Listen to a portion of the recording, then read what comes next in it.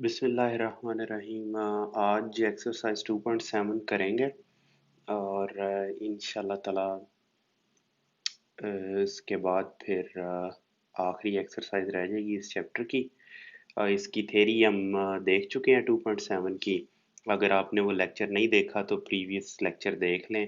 उसमें हमने इस एक्सरसाइज से रिलेटेड तमाम थ्योरी और एग्जांपल्स तक की थी। तो उस लेक्चर के बाद ये कुछ भी नहीं रह जाता पीछे। मतलब कि अब तो सिर्फ क्वेश्चंस ही हमने सॉल्व करने हैं। थ्योरी शेरी इसकी जो भी थी वो कवर कर चुके हैं। तो दोबारा तो अब वो नहीं मैं कवर करूँगा, इसलिए सिर्फ और सिर्फ क्वेश्चन सॉल्व करने की तरफ ही हमारा रुझान होगा। तो देखते हैं पहला क्वेश्चन देखते हैं। पहला क्वेश्चन इंतहाई आसान है। ये चीज़ें हम पहले भी देख चुके हैं, अब बस उसने एक टेबल की फॉर्म में पूछ ली हैं। तो चलें कोई नहीं, दोबारा कर लेते हैं हम। ये क्वेश्चन पूछ रहा है कि द कंप्लीट टेबल कंप्लीट करो, यानी कि टेबल को indicating by a tick mark those properties of which are satisfied the specified set of numbers. ठीक है जी। तो नेचुरल नंबर में क्लोजर प्रॉपर्टी है, पहली है ना, ये नेचुरल नंबर इधर पूछ रहा है इस खाने के बारे में कि क्लोजर प्रॉपर्टी है कि नहीं है। तो हमें पता है कि नेचुरल नंबर में क्लोजर प्रॉपर्टी है। क्लोजर प्रॉपर्टी का क्या मतलब है? एडिशन के ये पॉजिटिव साइन है, ये मल्टीप्लिकेशन साइन है। मैं तो इसको इसके बगैर ही प्रेफर करता हूँ कि इस तरह प्लस या इस तरह मल्टीप्लिकेशन लगा दिया जाए, लेकिन चलें। एडिशन के लिहाज से पूछ रहा है, तो कोई भी दो नेचुरल नंबर्स को ऐड किया जाए तो रिजल्टिंग हमारे पास नेचुरल नंबर ही आता है। तो इसमें मौजूद है। किसी भी दो नेचुरल नंबर्स को मल्टीप्लाई किया जाए तो मल्टीप्लिकेशन तो नेचुरल नंबर ही हमें मिलता है। एसोसिएटिव प्रॉपर्टी यानी कि किसी भी तीन नंबर नेचुरल नंबर्स को तीन नेचुरल नंबर्स को किसी भी ऑर्डर में ऐड किया जा सकता है, यानी कि A plus B plus C is equal to A plus B plus C. ये एसोसिएटिव है। मल्टीप्लिकेशन में भी ये प्रॉपर्टी होल्ड करती है। तो ये दोनों प्रॉपर्टीज नेचुरल नंबर में मौजूद हैं। टिक टिक। आइडेंटिटी नेचुरल नंबर्स में आइडेंटिटी मेरा नहीं ख्याल, एडिशन के लिहाज से आइडेंटिटी नहीं होती। ये नहीं होती क्योंकि जीरो है। आइडेंटिटी एडिशन के लिहाज से A plus zero is equal to A. Identity वो होती है जिसको एडिशन के लिहाज से आइडेंटिटी वो होगी कि ए में कोई सी भी एलिमेंट में ऐड किया जाए तो वही एलिमेंट रहे। और मल्टीप्लिकेशन के लिहाज से होगी कि उसको उस नंबर जिस नंबर से मल्टीप्लाई किया जाए वो नंबर चेंज ना हो, वही रहे। तो नेचुरल नंबर्स में मल्टीप्लिकेशन की आइडेंटिटी है, लेकिन ये आइडेंटिटी मौजूद नहीं है एडिशन की। इनवर्स इनवर्स क्या होता है? इनवर्स होता है कि ज़ीरो आ जाए हमारे पास, यानी कि कोई ऐसा नंबर ऐड किया जाए नेचुरल नंबर्स में कि हमारे पास ज़ीरो आ जाए। तो वो तभी होगा दो में नेगेटिव दो ऐड करेंगे तो फिर ज़ीरो आ जाएगा, जबकि नेगेटिव दो तो होता ही नहीं है नेचुरल नंबर्स में। तो ये भी मौजूद नहीं है। और इनवर्स आइडेंटिटी मल्टीप्लिकेशन के लिहाज से भी मौजूद नहीं है। वो क्या होती है कि टू या टू को 1/2 से मल्टीप्लाई करें तो वन मिले, ये आइडेंटिटी है ना। तो वो भी मौजूद नहीं है, तो मल्टीप्लिकेशन भी नहीं होगी। कॉम्यूटेटिव, ये कॉम्यूटेटिव है। कॉम्यूटेटिव क्या होता है कि किसी भी ऑर्डर में ऐड या सब्ट्रैक्ट किया जाए तो वही रिजल्ट मिले, यानी कि A plus B will be equal to B plus A, और A multiplied by B, B multiplied by A. तो ये प्रॉपर्टी हमारे पास इसकी आ गई। इसमें सिर्फ और सिर्फ यही तीन क्रॉसेस हैं, बाकी सब टिक्स हैं। होल नंबर्स में क्लोजर प्रॉपर्टी होती है। अब मैं एक्सप्लेन नहीं करूंगा, बस नेचुरल नंबर्स में मैंने कर दिया। अब जो प्रॉपर्टी नहीं होगी सिर्फ वही उसी को मैं आके एक्सप्लेन करूंगा कि होती है कि नहीं होती। ओ क्लोजर प्रॉपर्टी होती है जी। और इसमें कौन सी है? क्लोजर, हाँ जी, दोनों होती हैं। एसोसिएटिव प्रॉपर्टी भी होती है। आइडेंटिटी एडिशन के लिहाज से ज़ीरो मौजूद है इसमें, वन और मल्टीप्लिकेशन के लिहाज से आइडेंटिटी 1 है वो भी मौजूद है। इनवर्स के हिसाब से नेगेटिव नंबर होल नंबर्स नहीं, इसमें नहीं मौजूद। इनवर्स मौजूद है, नहीं मौजूद, कैसे मैं एक्सप्लेन कर देता हूँ।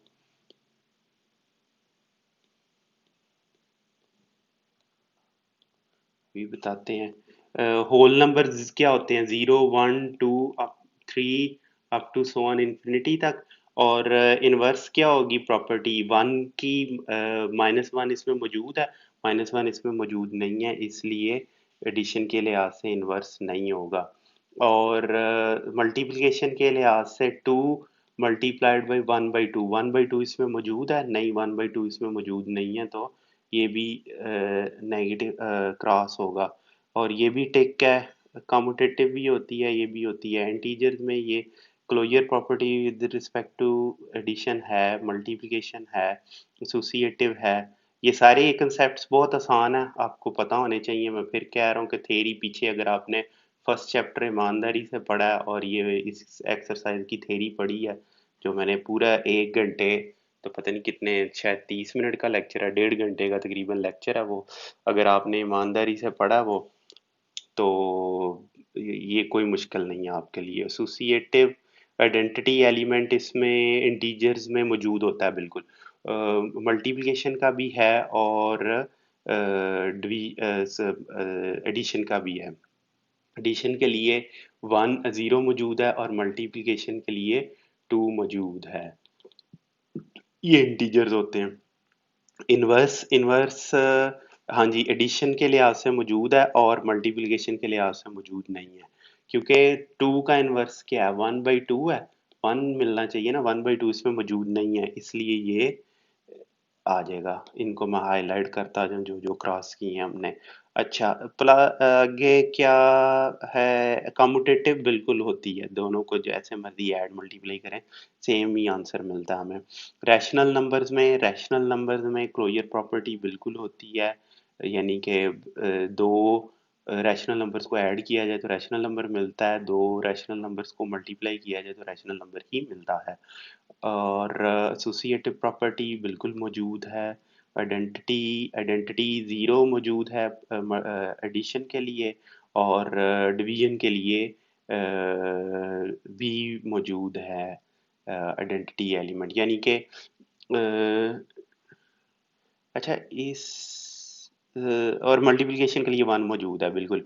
इनवर्स के लिए नेगेटिव मौजूद हैं और इनवर्स मल्टीप्लिकेशन के लिए वो मौजूद हैं। अब ये जो ऊपर एग्जांपल दी थी 0 इंटू, ये होल्ड करेगी क्योंकि 1/2 इसमें मौजूद है। 3 के लिए 3 इंटू 1/3 दोनों ही रैशनल नंबर हैं, 3 भी रैशनल है, 1/3 भी रैशनल है और 1 मिल जाएगा, इसलिए ये इधर होल्ड करेगी। इसको मैं हाईलाइट कर दूं इस तरह ब्लू से, ये थोड़ा टिक को हाईलाइट की इसलिए ब्लू से कर दिया। क्यों, क्योंकि इसमें मौजूद है, इसमें गलती का थोड़ा बहुत चांस था तो मैंने हाईलाइट कर दिया। कम्यूटेटिव प्रॉपर्टी एडिशन और मल्टीप्लिकेशन के लिहाज से मौजूद है। रियल नंबर्स में तो सारी प्रॉपर्टीज मौजूद हैं जी, ये तो आंखें बंद करके इनको टिक कर लें। और यही वजह थी कि हमने रियल नंबर्स यूज करना शुरू किए थे कि इनमें ये तमाम प्रॉपर्टीज मौजूद हैं। और रियल नंबर में यूनरी ऑपरेटर जो स्क्वायर रूट है उस लिहाज से एक प्रॉपर्टी मौजूद नहीं है, क्लोज नहीं है ये। रियल नंबर्स जो हैं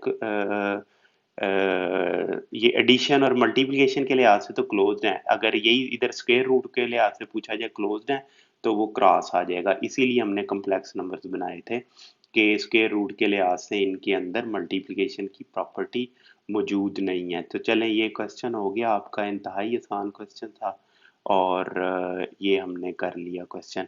अब सेकंड क्वेश्चन पूछ रहा है, ये थोड़ा इंटरेस्टिंग इन्होंने काम किया। What are the field axioms, अब आप कहेंगे ये तो हमने पढ़ा ही नहीं है अभी तक। In what respect does the field of real numbers differ from that of complex numbers, तो ये अभी तक हमने पढ़ा ही नहीं है। इसने ये क्वेश्चन जरा जल्दी पूछ लिए, ये नेक्स्ट एक्सरसाइज का क्वेश्चन है, ये तुक बनता है। और इंटरेस्टिंगली पे बुक में थोड़ी मेरे ख्याल में गलती की है इन्होंने, और एक पेज प्रिंट हो गया हुआ है, ये फील्ड का पेज जाके चैप्टर 3 में मैट्रिसेस में, तो वहाँ से वो पेज पढ़ेंगे हम, और नेक्स्ट क्वेश्चन एक्सरसाइज की थ्योरी पढ़ेंगे, और फिर सबसे पहले चलें यहाँ दूसरी एक्सरसाइज करते हुए 2.8 ये क्वेश्चन मैं आपको सॉल्व कर दूंगा। अभी इसको रहने दें, इस क्वेश्चन को। नीचे ये लिख देता हूँ यहाँ पर।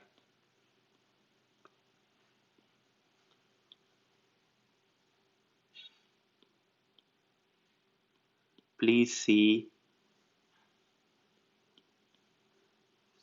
solution of exercise 2.8.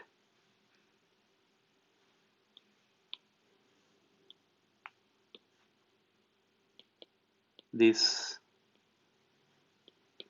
question is solved there with exercise 2.8। ये 2.8 के साथ इसको सॉल्व किया हमने।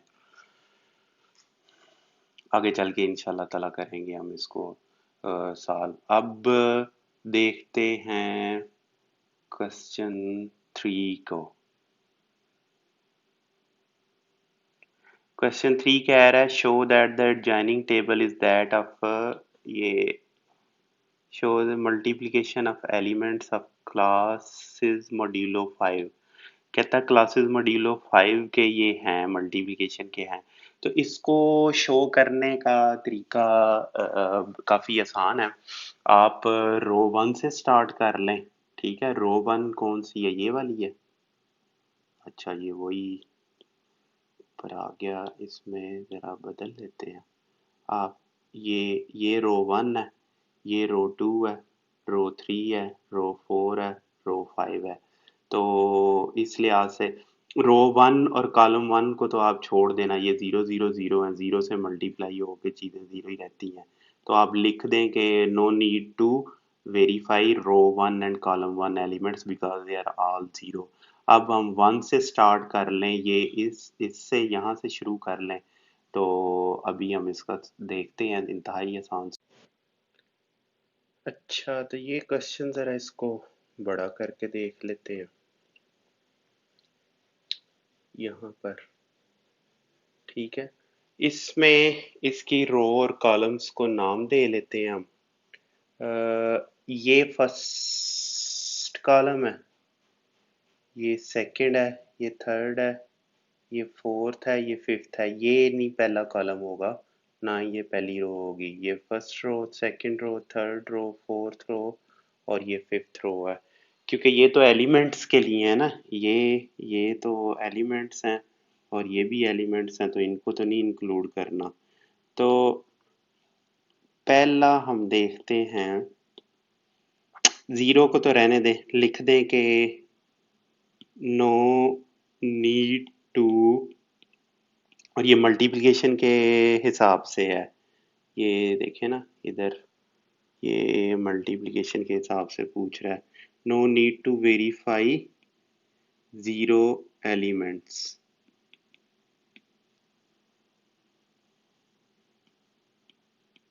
We start from first second row and second column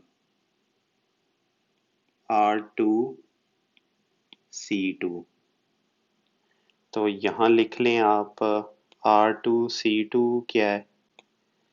ये 2 है और ये 2 इंटू 1 है और मॉड क्या है?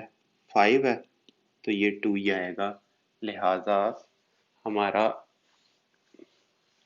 ये वेरीफाई हो गया। नहीं, पहले 1 रो 2 कॉलम 2 ये 1 था, सॉरी 1 1 1 1 1 1। चलें, अब रो 2 कॉलम 3 कर लें। Row 2 column 2 is equal to 2 into 1, बल्कि 1 इंटू 2 है। पहले रो 1 है और कॉलम 2 है। ये है ना, पहले ऊपर ये देखें कि पहले ये मल्टीप्लाई होगा, ये तो बिल्कुल ही इसका, पहले ये 1 मल्टीप्लाई आ रहा है रो 2 में ये है, और कॉलम 2 में ये एलिमेंट आ, कॉलम 3 में ये एलिमेंट आ रहा है 2, तो इसलिए 1 इंटू 2 है ना कि 2 इंटू 1 है। और जब इसका लिखेंगे मॉड 5 तो हमें क्या मिलेगा, 2 मिलेगा। R2 C4 will be 3, 3 कैसे आया, 1 इंटू 3 mod 5 is 3। अब R2C5 क्या 4 है, 1 into 4 mod 5 is equal to 4। ये सारे इसी तरह आएंगे। रो 3 में फर्स्ट 0 है, सेकंड आप देखें 2 है, 4 है। अब नेक्स्ट 1 कैसे हो गया और 3 कैसे हो गया वो हम देख लेते हैं। ये देखें ना ऊपर, ये थर्ड थर्ड रो को कंसिडर कर रहे हैं ना हम, तो थर्ड रो में पहला एलिमेंट 0 है, 2 इंटू 0 0 ही होगा। 2 2 इंटू 1 2 है, ठीक है। 2 इंटू 2 4 है। ये सारे 5 से लेस हैं तो उसी तरह आते जाएंगे। 2 इंटू 3 6 है, 6 मॉड 5 क्या होता है, 1 होता है। 2 इंटू 4 8, 8 मॉड 5 क्या होगा, 3 होगा। ये इधर लिख भी दें आप, ये नीचे लिखना है, लिख के करना है, यही नहीं कि सिर्फ आप अपने ब्रेन में, दिमाग सर में ही करें और नीचे लिखें ना, उसे लिख के देना है। तो मैं लिख देता हूँ इस तरह, यानी कि चलते चलते आगे आए। रो 3 कॉलम 5 में आपको लिख देता हूँ, कॉलम 5 क्या है, या 4 और 5 दोनों लिख देता हूँ आपको। 4 रो 3 कॉलम 5, ये क्या है, 1 और 3 है, 1 और 3 है। 2 इंटू कॉलम 4 3 होगा, मॉड 5 तो 6, मॉड 5 क्या होता है, 1 होता है। 3 है, ये 2 इंटू 4 है, मॉड 5 तो क्या होगा, 8 मॉड 5, और ये क्या है, 3 है। चलें ये वेरीफाई हो गए। इसी तरह चलते चलते नीचे आ जाएं,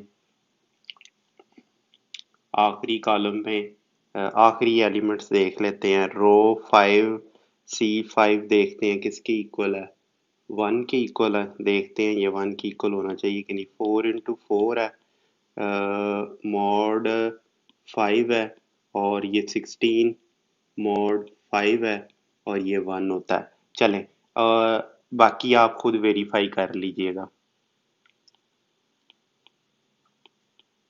verify missing elements yourself based upon above results we have verified that, हमने वेरीफाई किया है कि क्या था, third multiplication, the table is that of the multiplication of elements of set of residue, that the table is that of multiplication of elements of residue modulo 5। ये verify हो गया। अब नेक्स्ट क्वेश्चन की जानिब चलते हैं। नेक्स्ट क्वेश्चन था किधर है जी? चलें, ये है। अच्छा, प्रिपेयर कह रहा है, प्रिपेयर द, हाईलाइट कर लेते हैं, prepare the table of addition of elements of residue modulo 4। तो इंतहाई आसान है, इसको थोड़ा सा मैं छोटा कर लूं,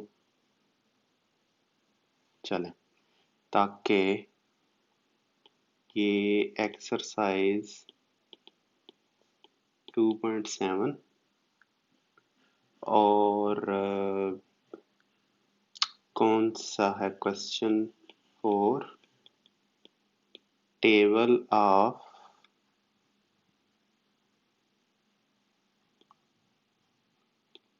addition of the elements of the set of residue classes modulo 4। चलें, ये इधर इधर इधर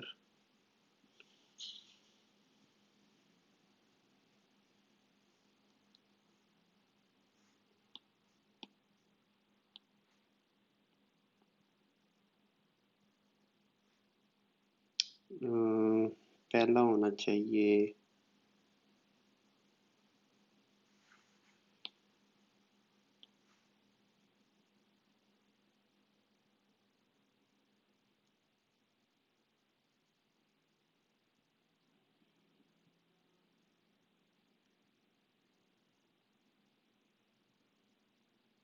पता नहीं, शायद ज्यादा हो गया कि काम में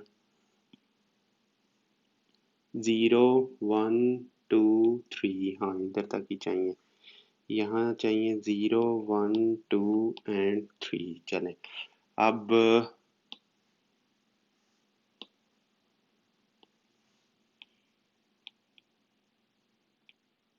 ये चाहिए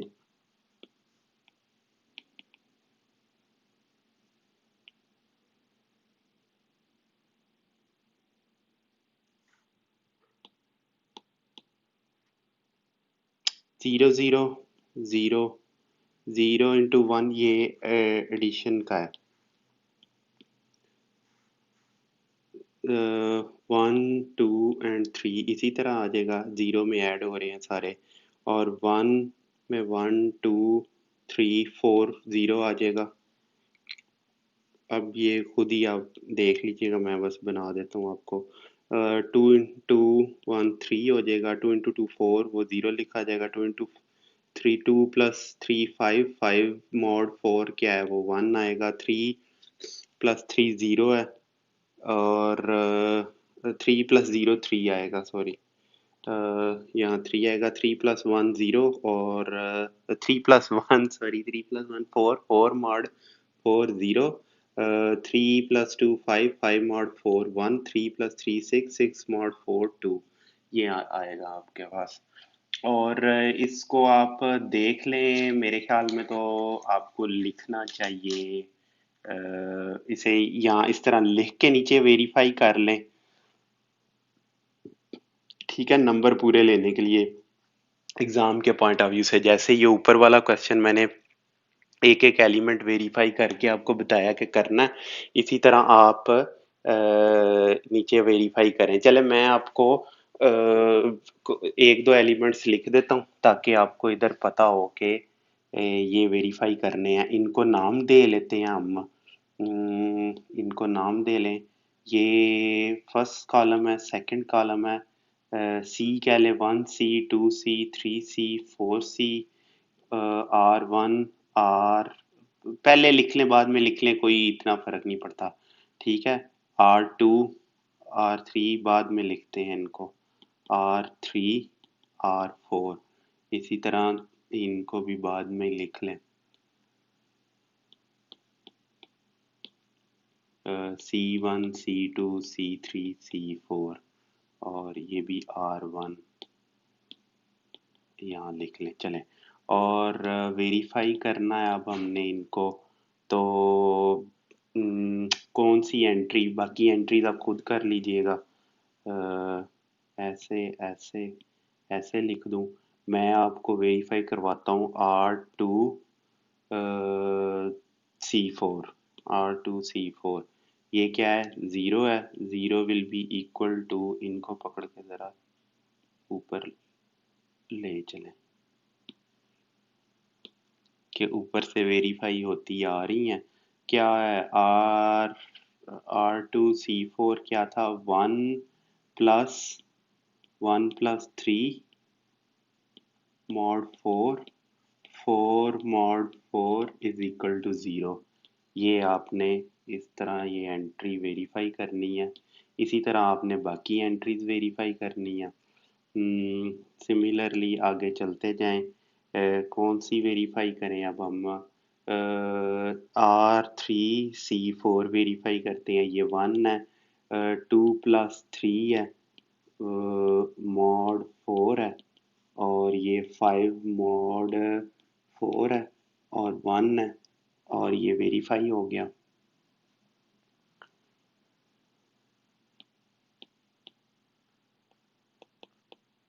similarly verify rest of the entries.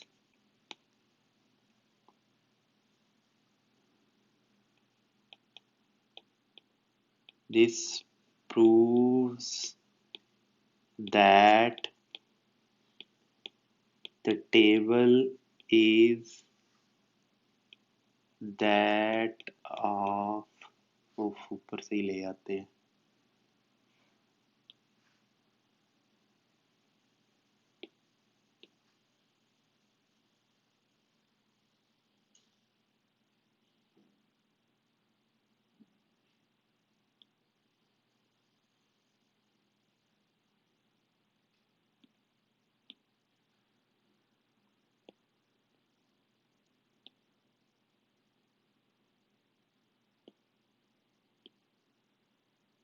चलें,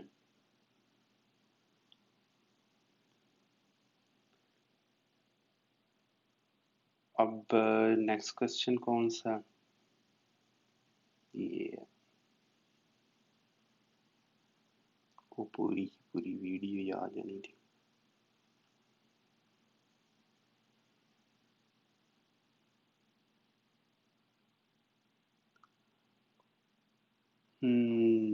Which of the following binary operations shown in table A and B is commutative? ये क्वेश्चन अब 5 इन दोनों टेबल्स, टेबल ए और टेबल बी के बारे में पूछ रहा है कि इनमें से कौन से कॉम्यूटेटिव है। कॉम्यूटेटिव क्या होता है, कॉम्यूटेटिव प्रॉपर्टी होती है कि A plus B is B plus A, तो यानी कि दोनों को ऐड किया जाए तो सेम आएगा। तो इस केस में आप देखें, इनको नाम दे लेते हैं हम कॉलम्स और रोज को। उसी तरह जैसे अभी हमने दिया था, रो 1 रो 2 रो 3 रो 4 है, कॉलम 1 कॉलम 2 कॉलम 3 कॉलम 4। अब देखें कि होना ये चाहिए कि R1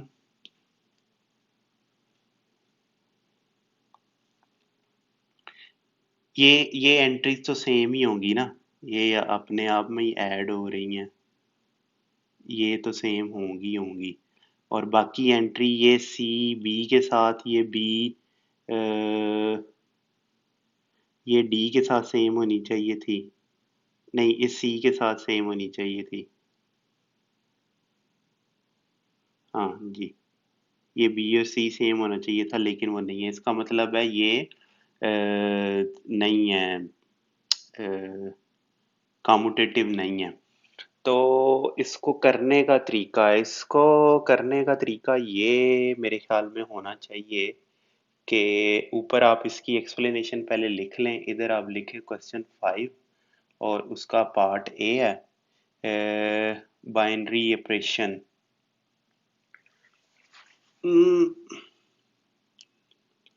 इधर आप लिखें late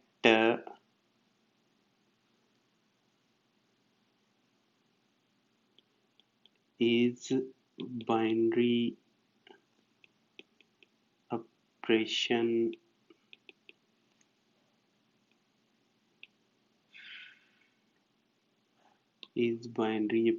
commutative?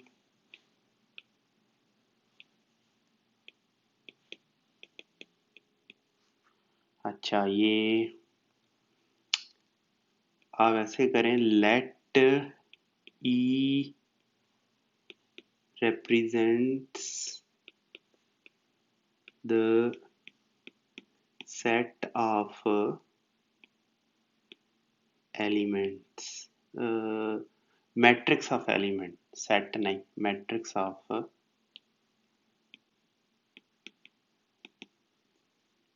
elements of table 5A। तो फिर उस केस में क्या हो जाएगा? उस केस में होगा ये कि ई जो है वो आ जाएगा, इसके इक्वल आएगा, A C B and D,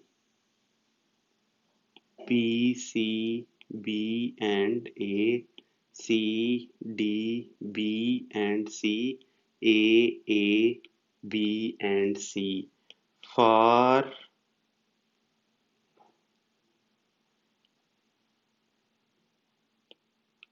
table 5A to be commutative। देखिए ना, कम्यूटेटिव अभी बताता हूँ, to be commutative E transpose should be equal to E. बिल्कुल ऐसे ही होना चाहिए ना। आप ऊपर टेबल देखें, ए स्टेरिक जो भी है, एडिशन है या जो भी, चले जो भी है, हमें क्या, ए स्टेरिक बी क्या है, सी है, तो B asterisk A B C के इक्वल होना चाहिए। लेकिन हम देखते हैं B asterisk A asterisk B asterisk A जो है वो बी के इक्वल है एक्चुअली टेबल में, और इसका मतलब है ये दोनों आपस में बराबर नहीं है और ये कम्यूटेटिव नहीं है। एक तो आप इस तरह भी लिख सकते हैं, ठीक है, एक ही एंट्री आपने बता दी, because A asterisk B is equal to C and B asterisk A is equal to B. अब आप नीचे लिखें because A asterisk B is not equal to B asterisk A. एक भी एंट्री आपने ऐसी ढूंढ ली जिसमें ये दोनों नॉन इक्वल हैं, तो ये आपस में ये कम्यूटेटिव नहीं रहेगा। और दूसरा केस क्वेश्चन बी है, उसमें सारी की सारी ये प्रॉपर्टीज कम्यूटेटिव की होल्ड करती हैं, तो फिर आपको सारी लिखनी पड़ेंगी। ए कम्यूटेटिव ए, ये सेंटर वाली प्रॉपर्टीज तो डायगोनल वाली सेंटर वो जो मैंने बताया था, वो एक ए कम्यूटेटिव ए और ए कम्यूटेटिव ए ही है। तो ए कम्यूटेटिव बी, फिर बी कम्यूटेटिव ए, आप सारी प्रॉपर लिखें उन एंट्रीज को, फिर आप कहें कि जी ये बराबर हैं। तो शॉर्टकट ये मैंने आपको बताया ट्रांसपोज वाला, ऊपर लिखें जी कि ये ए, तो ई ट्रांसपोज क्या होगा, ई ट्रांसपोज आपको पता है कि मैट्रिक्स का ट्रांसपोज होता है रोज और कॉलम्स को आपस में चेंज कर दें। ठीक है, जो कॉलम्स हैं वो रोज लिख दे, जो रोज हैं वो कॉलम्स लिख दे। A is equal A B C और ए, ये पहला कॉलम देखें मैंने लिखा इसका, ये इसका जो पहला कॉलम है वो यहाँ लिख दिया ऐसे, मैंने रो बना दिया उसको मैंने। ठीक है, इसी तरह मैं बाकी एंट्रीज लिख दूंगा। इसका दूसरा कॉलम क्या है, सी सी डी ए, वो दूसरी रो बन गई इसकी। तीसरा कॉलम क्या है, B B B and B, तीसरा, ये सारे बी हैं, हाँ ये सारे बी हैं। अच्छा जी, D D A C and B, और ये आप लिख सकते हैं it is not equal to E.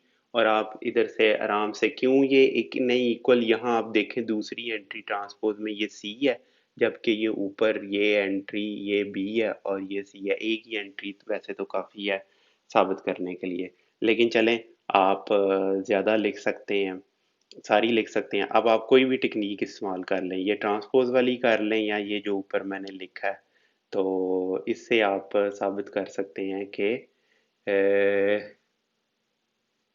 hence we conclude, लिख लें कि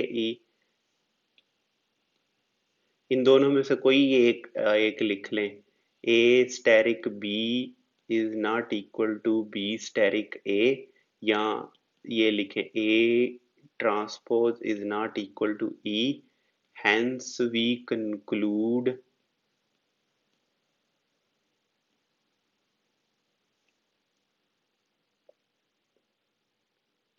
table 5a is not commutative। बात खत्म।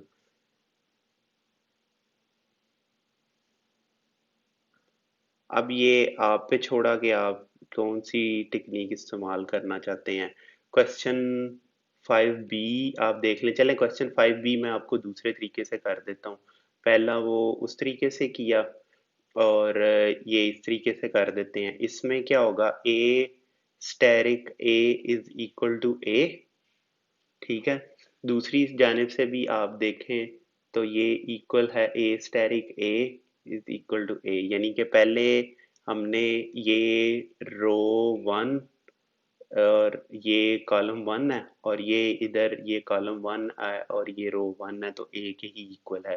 जबकि आप लिख सकते हैं a asterisk b, a asterisk b क्या है, c के इक्वल है, और B asterisk C, B asterisk A क्या है, बी स्टेरिक ए सी के इक्वल है।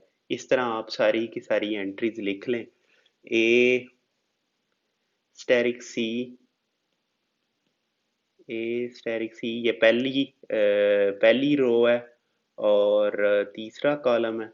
ए स्टेरिक सी बी के इक्वल है और सी स्टेरिक ए किसके इक्वल है, ये थर्ड रो थर्ड और कॉलम वन है। तो B C asterisk A B के बराबर है। इस तरह आप सारी की सारी एंट्रीज लिख लें, ठीक है। अब आखिरी एंट्री क्या है, डी स्टेरिक डी, या मैं आखिरी रो आपको लिख देता हूँ।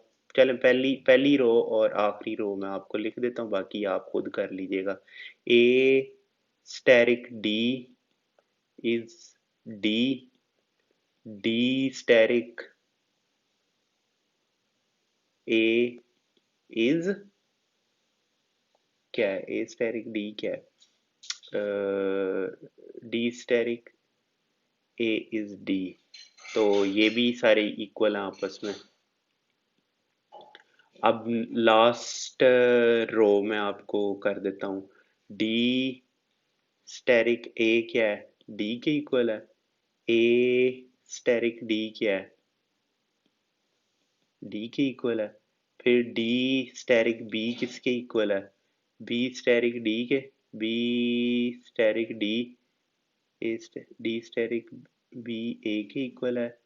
बी स्टेरिक डी, ये देखें जाके इस रो में ये बी है और ये डी है आखिरी, बी स्टेरिक डी वो आखिर में ए लिखा हुआ, ये ए लिखा हुआ, ये एंट्री इस तरह देख रहा हूँ मैं। सिमिलरली डी स्टेरिक सी क्या है, सी के इक्वल है। सी स्टेरिक डी, सी ये कॉलम में आए, सी स्टेरिक डी आखिरी ये इसमें देखा, C asterisk D D, D asterisk D D है,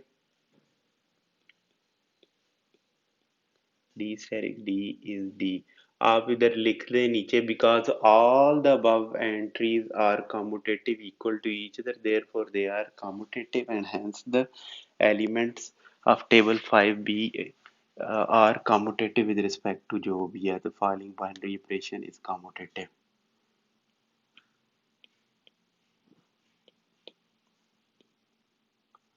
all the इस तरह कर लें, या पूछ लीजिएगा अपने क्लास टीचर से कि कौन सा करना बेहतर है, किस तरह एग्जामिनर्स प्रेफर करते हैं। मैथमेटिकल पॉइंट ऑफ व्यू से दोनों ठीक हैं, बल्कि ट्रांसपोज वाला तरीका ज़्यादा इजी और फास्ट है। Operations are equal and hence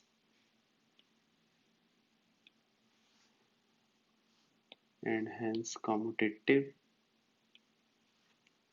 so we can conclude that table 5b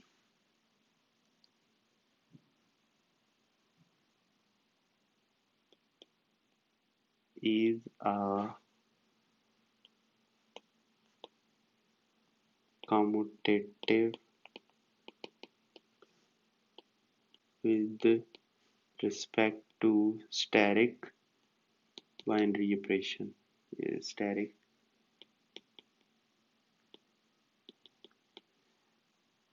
अब नेक्स्ट क्वेश्चन 6 है। इंटरेस्टिंग क्वेश्चन है, मेरे ख्याल में सबसे इंटरेस्टिंग क्वेश्चन 6 है इस एक्सरसाइज का। Question 6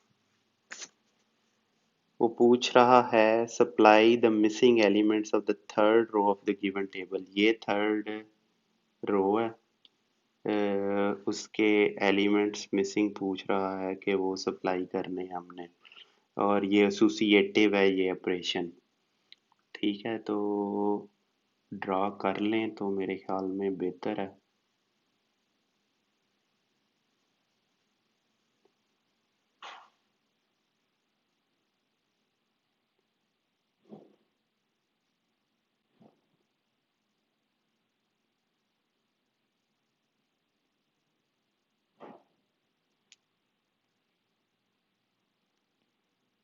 steric A B C and D,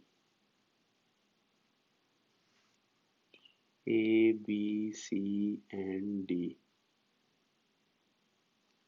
अच्छा जी, A, B, C and D, B, A, C and D। आप यहाँ जो मिसिंग है let they be P, Q, R, S। ठीक है जी, D, C, C and D नीचे लिख लें, यहाँ लिख लें लेट the missing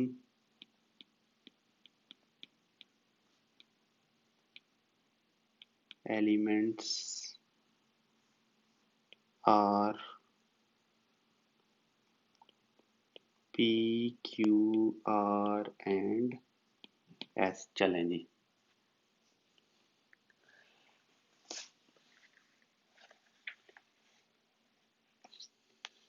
अगर ये हैं तो अब हमने एसोसिएटिव प्रॉपर्टी यूज करके इनको हमने फाइंड आउट करना है कि ये कौन से एलिमेंट्स हैं।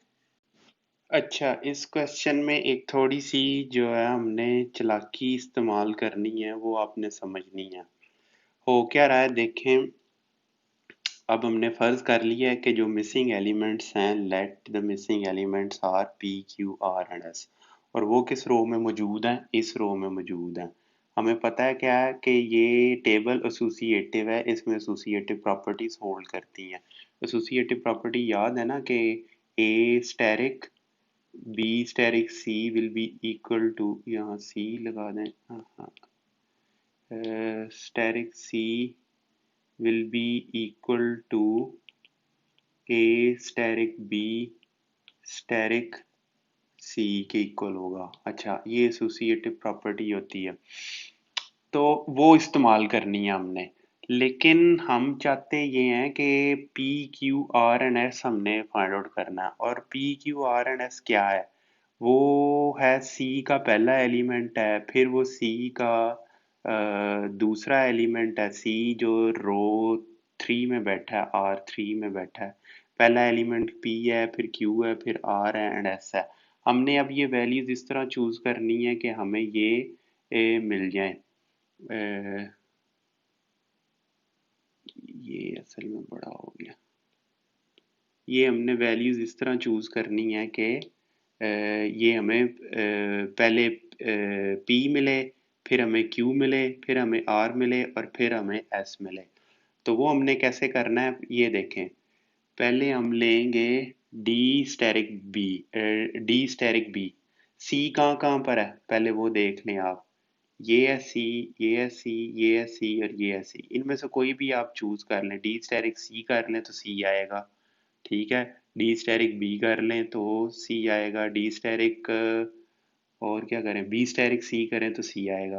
तो हम ऐसा चूज करते हैं जो इसमें सी खुद इन्वॉल्व नहीं है, और वो हम चूज कर लेते हैं वो बी स्टेरिक डी है। बी स्टेरिक डी एक अच्छी ऑप्शन है। तो बी स्टेरिक डी, ये वाला एलिमेंट है ना, ये सी आएगा क्योंकि ये बी है और ये डी है। अच्छा जी, बी स्टेरिक डी। अब इसको स्टार करवाएं, सी स्टार ए करवाएंगे। ये देखें ये सी है, इसको इससे कर लें ताकि आइडिया हो जाए। ये देखें सी स्टेरिक ए क्या है, पी के इक्वल है। सी स्टेरिक बी क्या होगा, क्यू के इक्वल होगा। सी स्टेरिक सी क्या होगा, आर के इक्वल होगा। सी स्टेरिक डी क्या होगा, इसके इक्वल होगा। ये ऐसे करके मैं इधर ड्रा कर दूं। चले अब आपको ज़रा आइडिया हो जाएगा। B asterisk D asterisk B क्या देगा हमें, सी देगा। उसको स्टेरिक ए से करवाएं तो ये किसके इक्वल है, ये पी के इक्वल है। ठीक है जी, ये पी के इक्वल है। अभी चाहे इसको ना लिखें, अभी इसको ऐसे ही लिख लेंगे। पी के लिए हम फाइंड आउट कर लेते हैं, फाइंड कर रहे हैं। तो ये किसके इक्वल होगा, B asterisk D asterisk B asterisk A के इक्वल होगा। अच्छा यहाँ क्या आ जाएगा, डी स्टेरिक बी क्या है, ऊपर सी हमने देखा स्टेरिक ए है। D asterisk B asterisk A क्या है, ये इस रो और इस कॉलम, ये बी के इक्वल है। ठीक है जी। सी स्टेरिक ए किसके इक्वल था, पी के इक्वल था। डी स्टेरिक बी किसके इक्वल है, डी स्टेरिक बी, ये अभी अब मैंने ऊपर यहाँ देखा था, ये सी के इक्वल है। चलें तो पहला एलिमेंट पी क्या हुआ, सी के इक्वल आ गया। इधर चाहे आप लिख लें D asterisk B is equal to C, इधर आप लिख लें B asterisk A is B, और इधर आप लिख लें कि D asterisk B is equal to C. ये ऊपर लिख दिया हुआ, ठीक है। सी स्टेरिक ए आप लिख दें P, C asterisk A is equal to P. चलें पी सी के इक्वल आ गया। बिल्कुल यही टेक्निक अब हमने क्यू को फाइंड आउट करने के लिए इस्तेमाल करनी है। क्यू के लिए हम क्या चाहते हैं, पहले डी आए सी आए हमारे पास तो ये होगा। उसका स्टेरिक हम बी के साथ करवाएंगे, सी का स्टेरिक बी के साथ करवाएंगे तो वो हमें क्यू मिल जाएगा। तो इधर बी लिख दें। फिर अब ये होगा डी स्टेरिक बी। चलें तो यहाँ आप लिख लें, ये आएगा सी स्टेरिक ए और D asterisk B. Asterisk B क्या है, बी, ये बी है और बी स्टेरिक बी ए के इक्वल है। और ए स्टेरिक डी क्या है, डी स्टेरिक ए डी के इक्वल है। बी स्टेरिक बी ए के इक्वल है और डी स्टेरिक ए।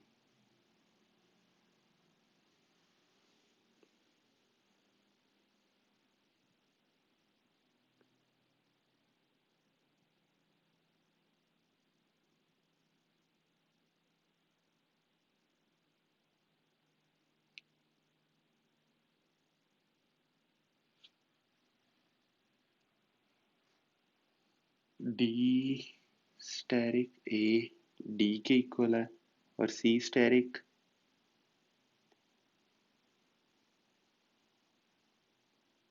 हाँ, ये गलत कर रहे हैं हम। सी स्टेरिक बी क्यू के इक्वल है, तो क्यू एलिमेंट हमारा डी के इक्वल आएगा। ठीक है जी।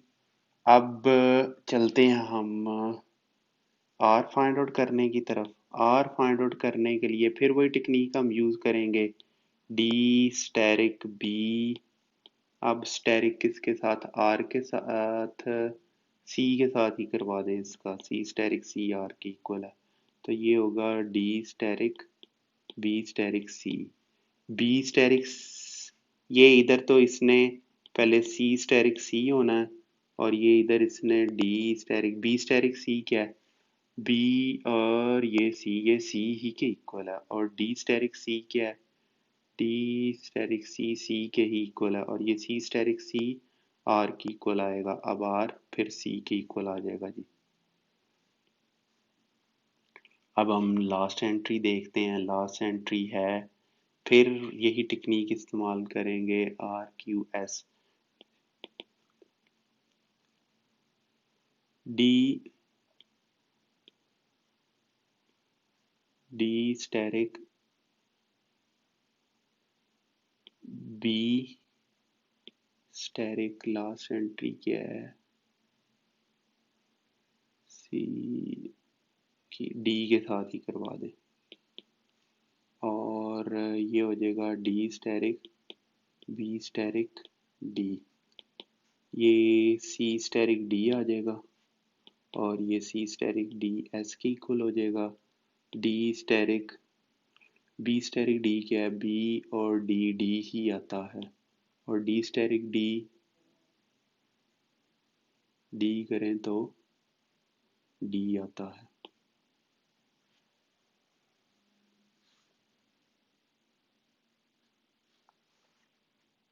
चलें, ये भी हो गया। तो इसका मतलब है अब ये आंसर आएंगे सी डी, सी और डी। ये आंसर आ गया आपके टेबल में यहाँ पर। इसको P को इक्वल लिख लें C के, ये इक्वल है D के, ये इक्वल है C के, ये इक्वल है D के। अब चलते हैं एक्सरस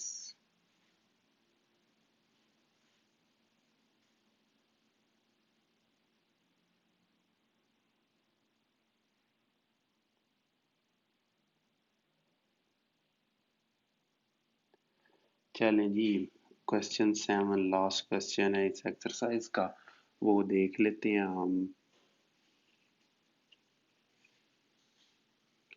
एक्सरसाइज का लास्ट क्वेश्चन कहता है कि what operation is represented by adjoining table? Name the identity element of the relevant set if it exists. Is the operation associative? Find the inverse of 0, 1, 2, 3 if they exist.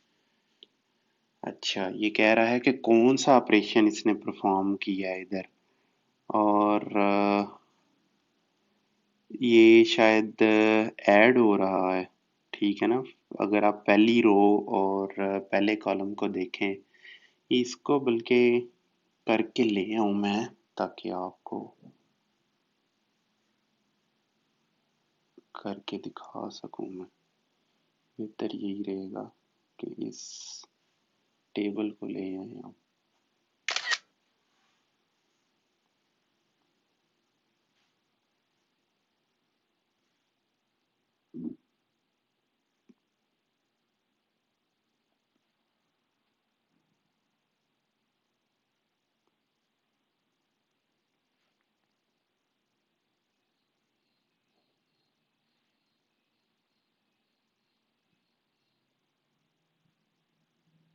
चलें, इसमें आप इनका नाम लिख लें। ये कॉलम 1, कॉलम 2, कॉलम 3, कॉलम 4, और ये रो 1, रो 2, रो 3, रो 4। अच्छा, जब 0 0 को ऐड किया तो 0 आया, ऐड किया 1 आया, ऐड किया 2 आया, ऐड किया 3 आया। 1 1 1 क्या होता है, 1 को ऐड किया 0 में 1, 1+1 2, ठीक है, ये ऐड ही हो रहे हैं। 1+2 3, 1+3 4, 0 आया मॉड्यूलो 4, तो इसका मतलब मॉड्यूलो रेसिड्यू मॉड्यूलो 4 का ये टेबल लग रहा है एडिशन के हिसाब से, ये इधर एडिशन लग रहा है। 2+0 2 3, 2+1 3, 2+2 4, फिर 0 हो गया, ठीक है, मॉड वही है जी। 2+5 1, ठीक है, 3+0 3, 4 हुआ तो 0 कर दिया, 5 हुआ तो 1 कर दिया, 3 हुआ तो बिल्कुल वही है। तो ये अब आप लिख सकते हैं इसको, ऐसे ही नहीं लिख देना आपने, लिखें जी कि आफ्टर केयरफुली एनालाइजिंग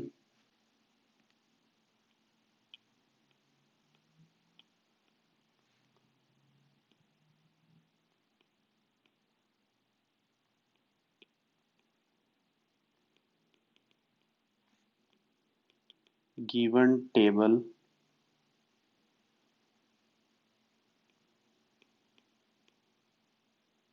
इधर एक्सरसाइज लिख लें, इसको पकड़ के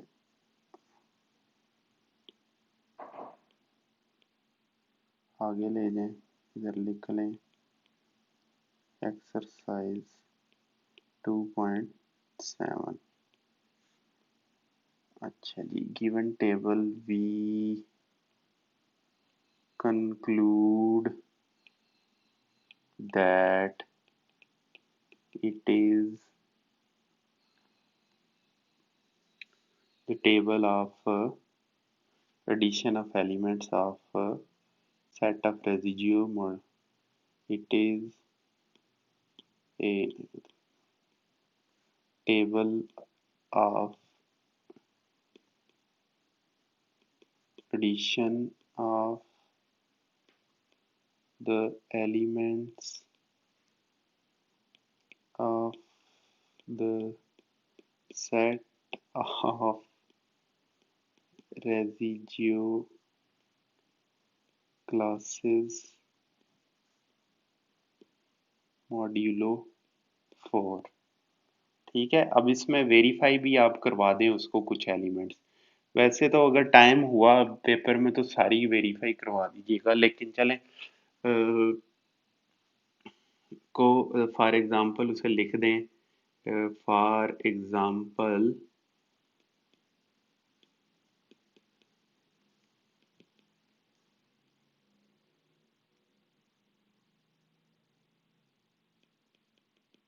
एंट्रीज ऑफ, अब जीरो वाली ले लें कोई, R2C4 ले लें, R2C4, तो इसमें लिख दें कि ये है 1+3 है जो कि 4 बनता है।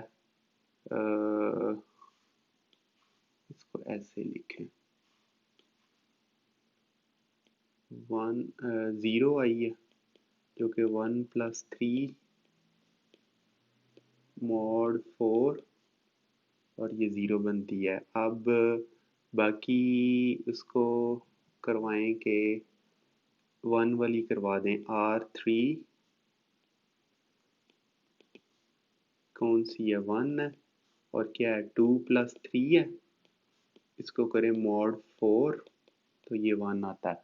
तो यहाँ से आप कंक्लूड करके उसे लिख दें, similarly we can show for other entries and prove our claim.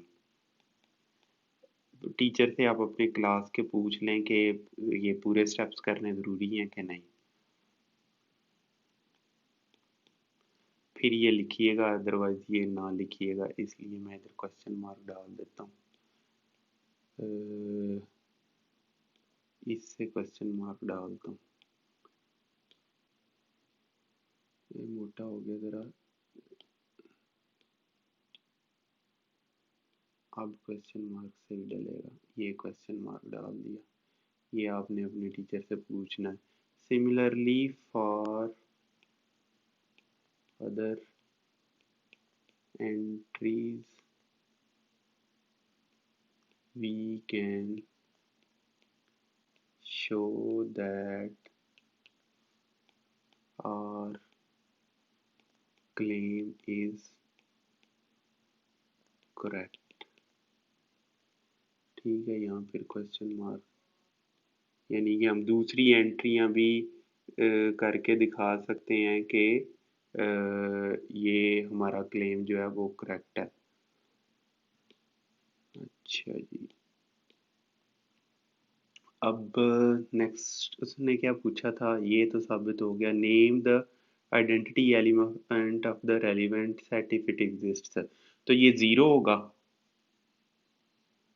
Identity element zero is the identity element of this set because 0 plus 1 is equal to 1, 0 plus 2 is equal to 2। इस तरह करके आप साबित कर सकते हैं। if it exists, is the operation associative? Find the inverse। हाँ, associative, ये अच्छा क्वेश्चन है। अब आपने एसोसिएटिव के लिए एक भी साबित कर दिया कि एसोसिएटिव ऐसे इसे होना चाहिए। बिल्कुल होगा एसोसिएटिव। एडिशन है ना, एडिशन एसोसिएटिव होती है। मॉड से कोई इतना फर्क नहीं पड़ेगा उस पर। मसलन 1 प्लस 2 प्लस 1, ये यहाँ ऐसे कर लें। ये ठीक रहेगा। ये मिसाल ठीक रहेगी। 2 प्लस 2 प्लस 1 और ये क्या आएगा, 2 प्लस 1 प्लस 2। ये 2 प्लस 2 क्या हो जाएगा, 0 हो जाएगा, क्योंकि 4 आएगा ना। 4 मॉड्यूलो 4 क्या होगा, 0 प्लस 1, ये 1 आ जाएगा। इधर आपके पास 2 प्लस 3 और 3 प्लस और 5 मॉड्यूलो 4 क्या होगा, ये 1 के इक्वल आएगा। इस तरह आप 2-3 एंट्रीज के साथ आप साबित कर सकते हैं कि ये एसोसिएटिव है।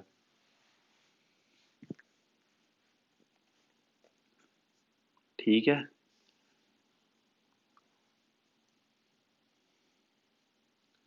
और बाकी क्या पूछा, find the inverses of 0 1 2 3 if they exist. नहीं, इनवर्स इस केस में एग्जिस्ट करेंगे क्योंकि मॉड्यूलो है। जिसमें जो ऐड कर दें, 3 में 3 का इनवर्स होगा 1। 3 में 1 ऐड कर दें तो 0 मिलता है ना हमें। 4 आ जाएगा, 4 मॉड्यूलो। तो इनवर्स भी इस केस में फाइंड आउट किए जा सकते हैं। तो पहले मैं एसोसिएटिव का लिख दूं आपको। Is it associative?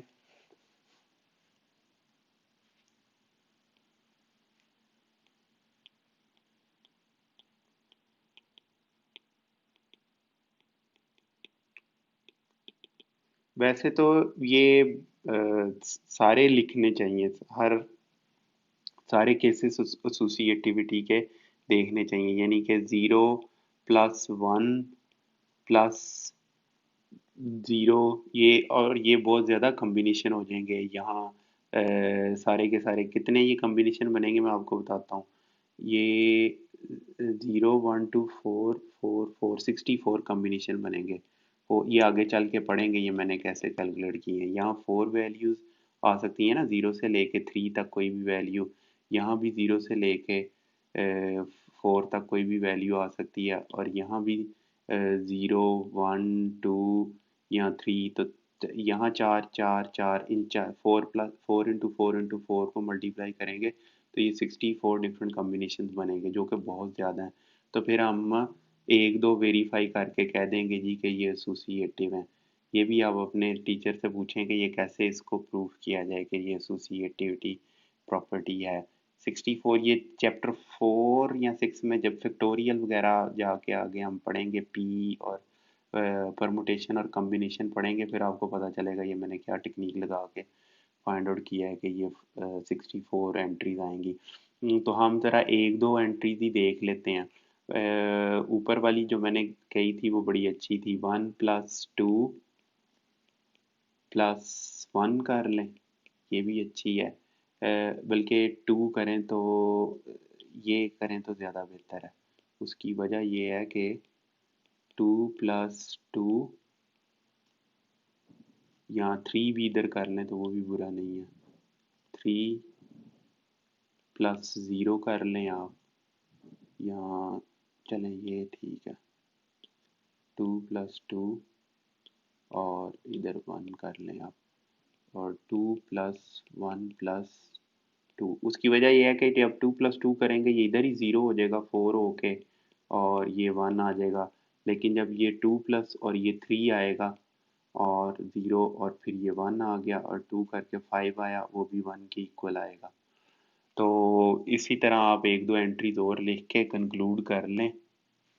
मसलन एक और लिख लेते हैं हम, अब 1 + 3 कर लेते हैं और 0 कर देते हैं हम, और ये कर लेते हैं 1 + 3 + 0। 1 + 3 ये क्या हो जाएगा, 4 होके 0 ही हो जाएगा, 0, ये 1 + 3 होगा और ये भी नीचे 0 और 0 आ जाएगा। Therefore we conclude that क्या है, the operation given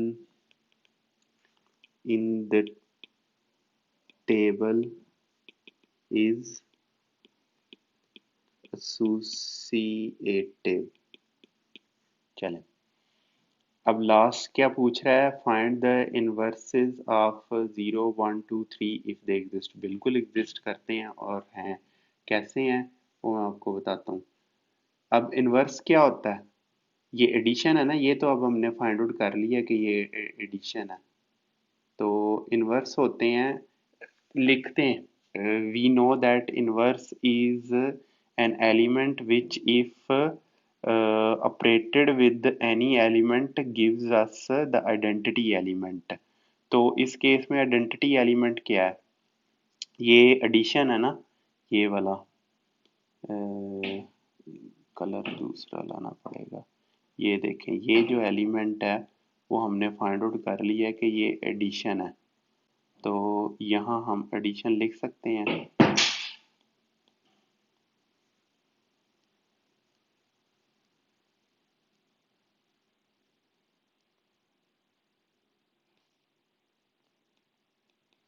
the binary operation here is addition। So inverse, so identity element is 0, 0 है। Therefore inverse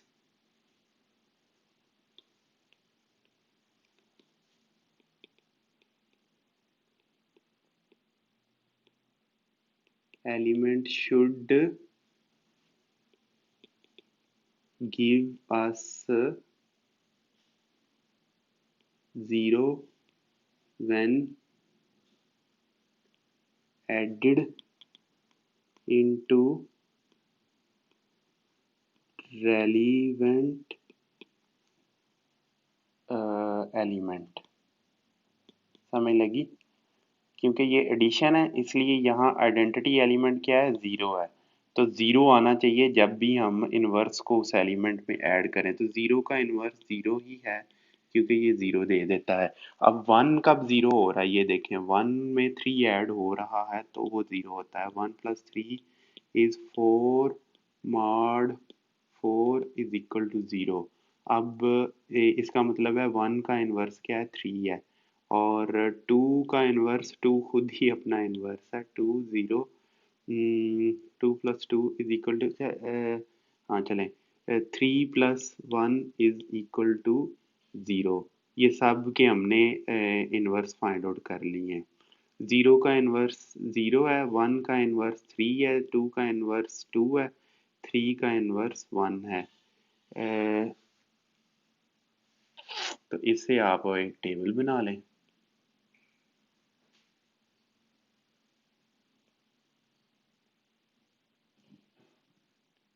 ठीक है, one zero zero one three two two three three, इसमें लिख लें एलिमेंट इनवर्स। चलें, exercise 2.7 ख़त्म हुई। मुबारक हो आपको। सिर्फ आखिरी एक्सरसाइज रह गई है, उसकी थ्योरी देखेंगे। ये थ्योरी थोड़ी नई है, ये पहले नहीं पढ़ी। उसमें फील्ड्स भी वो देखेंगे जो फील्ड का क्वेश्चन इस एक्सरसाइज में दिया हुआ है उन्होंने। तो उसके बाद फिर चैप्टर 3 स्टार्ट करेंगे, जो कि इंतहाई अहम और इंतहाई इंटरेस्टिंग चैप्टर है, मैट्रिसेस के बारे में। इजाज़त दीजिए, अपने फीडबैक से आगाह कीजिएगा। कोई क्वेश्चन हो तो आप कमेंट्स में लिख सकते हैं।